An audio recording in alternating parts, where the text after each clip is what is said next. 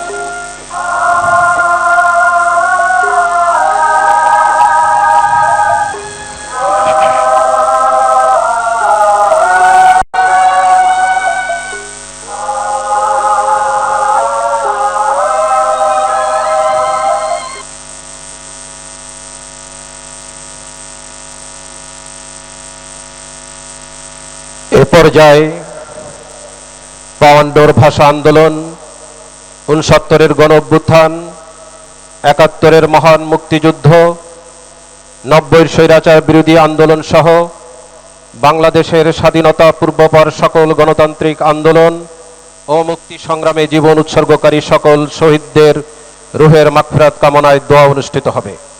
দোয়া পরিচালনা করবেন ঢাকা বিশ্ববিদ্যালয় কেন্দ্রীয় মসজিদের সিনিয়র ইমাম খতিব হাফেজ মাওলানা নাজির মাহমুদ।